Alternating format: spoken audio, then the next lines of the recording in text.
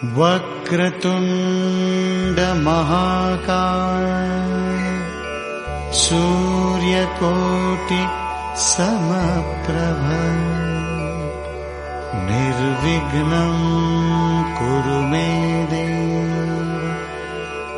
सर्वकार्येषु सर्वदा। ನಮಸ್ತೆ ಫ್ರೆಂಡ್ಸ್, ಹರಿ ಓಂ. ನಾನ್ ಸಂಜನಾ. ಇದು ನನ್ನ ಹೊಸ ಚಾನಲ್ ಸಂಜನಾಸ್ ಕ್ರಿಯೇಷನ್ಸ್. ಫ್ರೆಂಡ್ಸ್, ಈ ಮೊದಲೇ ನಾನೊಂದು ಯೋಗದ ಚಾನಲ್ ಮಾಡಿದ್ದೆ, ನಿಮಗೆ ಗೊತ್ತಿರಬಹುದು, ಮತ್ತು ನೀವೆಲ್ಲ ಸಬ್ಸ್ಕ್ರೈಬ್ ಆಗಿದ್ದೀರಿ. ಅದಕ್ಕೆ ನಾನು ತುಂಬಾ ಹೃದಯದ ಧನ್ಯವಾದ ನಿಮಗೆ. ಫ್ರೆಂಡ್ಸ್, ಈ ನನ್ನ ಒಂದು ಹೊಸ ಚಾನೆಲ್ ನಲ್ಲಿ ಸಾಂಪ್ರದಾಯಿಕ ಅಡಿಗೆ ಇದೆ, ಹಾಡು, ಹಸೆ ಅಂದ್ರೆ ರಂಗೋಲಿ, ವಿಶೇಷವಾದ ರಂಗೋಲಿ ಬಿಡುವಂತದ್ದು ಹೇಗೆ ಅನ್ನೋದನ್ನ ಹೇಳ್ತೀನಿ. ಹಾಗೆ ಒಂದು ಪ್ರವಾಸ ಕಥನ, ಸಾವಯವ ಗೊಬ್ಬರ ಮಾಡೋದು ಹೇಗೆ, ಗಿಡವನ್ನ ಕಸಿ ಕಟ್ಟೋದು ಹೇಗೆ, ಹೀಗೆ 10 ಹಲವು ವಿಷಯಗಳ ಬಗ್ಗೆ ನಾನು ನಿಮ್ಮ ಮುಂದೆ ಹೇಳ್ತಾ ಹೋಗ್ತೇನೆ. ಪ್ರತಿ ಒಂದು ವಿಡಿಯೋದಲ್ಲೂ ಹೊಸತನದೊಂದಿಗೆ ನಾನು ನಿಮ್ಮ ಮುಂದೆ ಬರ್ತಾ ಇರ್ತೇನೆ. ಫ್ರೆಂಡ್ಸ್, ಈ ಒಂದು ನನ್ನ ಹೊಸ ಚಾನಲ್ಗೆ ದಯವಿಟ್ಟು ಸಬ್ಸ್ಕ್ರೈಬ್ ಮಾಡಿ. ಈ ಸಬ್ಸ್ಕ್ರೈಬ್ ಮಾಡೋದ್ರಿಂದ ಯಾವುದೇ ರೀತಿಯ ನಷ್ಟ ನಿಮಗಿಲ್ಲ. ದಯವಿಟ್ಟು ಲೈಕ್ ಮಾಡಿ ಮತ್ತೆ ಶೇರ್ ಮಾಡಿ, ಸಬ್ಸ್ಕ್ರೈಬ್ ಮಾಡಿ ಅಂತ ಕೇಳ್ತಾ, ಫ್ರೆಂಡ್ಸ್, ಯಾವುದೇ ಕೆಲಸ ಮಾಡುವ ಮೊದಲು ನಾವು ಭಗವಂತನನ್ನ ಸ್ಮರಣೆ ಮಾಡ್ತೇವೆ. ಇವತ್ತು ಕೂಡ ನಾನು ಸತ್ಯನಾರಾಯಣನ ಸ್ಮರಣೆ ಮಾಡ್ತಾ, ಆ ಸತ್ಯನಾರಾಯಣ ಪೂಜೆಯಲ್ಲಿ ಮಾಡುವ ಪ್ರಸಾದ ಇದೆಯಲ್ಲ, ಆ ಕ್ರಮಬದ್ಧವಾದ ಪ್ರಸಾದ ಮಾಡೋದು ಹೇಗೆ ಅನ್ನೋದನ್ನ ನಾನು ಇವತ್ತು ನಿಮಗೆ ಹೇಳ್ತಾ ಬರ್ತೇನೆ. ಫ್ರೆಂಡ್ಸ್, ಆಸ್ ಯೂಶುವಲ್ ಪ್ರಸಾದ ಮಾಡುವಾಗ ಎಲ್ಲರೂ ಮಾಡ್ತಾರೆ, ಅಂದ್ರೆ ಒಂದು ರವಾ, ಹಾಲು, ತುಪ್ಪ ಹೀಗೆ ಅಥವಾ ಡಾಲ್ಡವನ್ನ ಹಾಕಿ ಮಾಡ್ತಾರೆ. ಬಟ್ ಅದರಲ್ಲಿ ಅಳತೆ ಇದೆಯಲ್ಲ, ಅದು ಬಹಳ ಮುಖ್ಯ. ಎಷ್ಟೋ ಹಾಕೋದಲ್ಲ, ಅದರಲ್ಲಿ ಒಂದು ಅಳತೆ ಇರ್ತದೆ.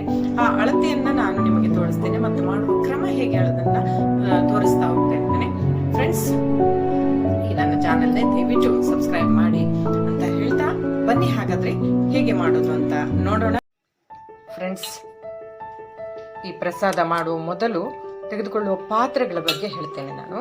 ನೋಡಿ, ಇದು ಸ್ಟೀಲ್ ಪಾತ್ರೆ. ಈ ಸ್ಟೀಲ್ ಪಾತ್ರೆಗಿಂತ ಬೆಟರ್ ಅನ್ನೋದು ಈ ತರ ಒಂದು ಕಲಾ ಹಾಕಿರುವ ಪಾತ್ರೆ. ನೋಡಿ, ಈ ತರ ಪಾತ್ರೆ. ಈ ತರ ಪಾತ್ರೆಯಲ್ಲಿ ಮಾಡೋದು, ಚೆನ್ನಾಗಿ ತೊಳ್ಕೋಬೇಕು ಇದನ್ನ. ಹಾಗೆ ಇದರಲ್ಲಿ ಮಾಡೋದ್ರಿಂದ ಯಾವುದೇ ರೀತಿಯ ತೊಂದರೆ ಅಂತೂ ಇಲ್ಲ.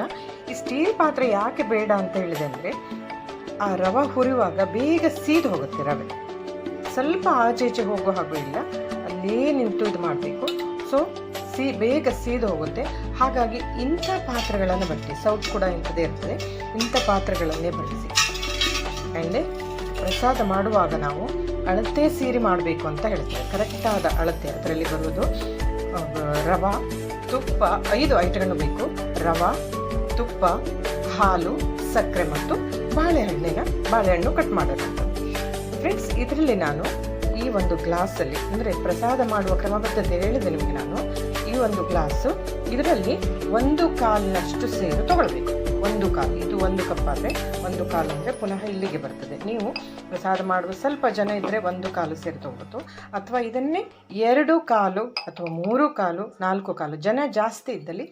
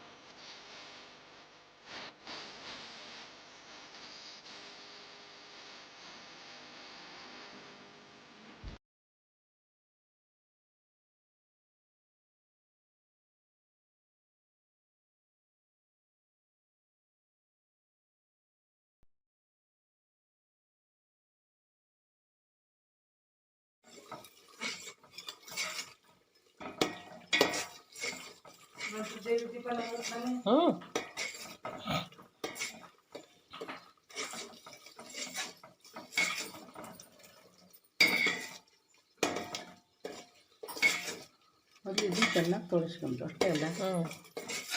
ಸರಿ, ಪರಿಮಳ ಬರೋದು ತೊಳಸಲೇ ಸುಮಾರು.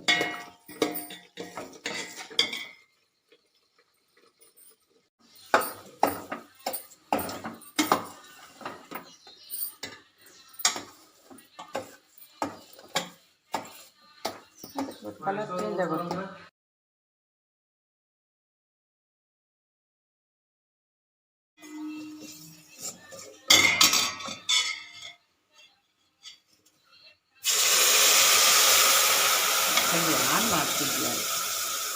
ಆನ್ ಮಾಡ್ತೀನಿ ನೋಡಿ ಬಾ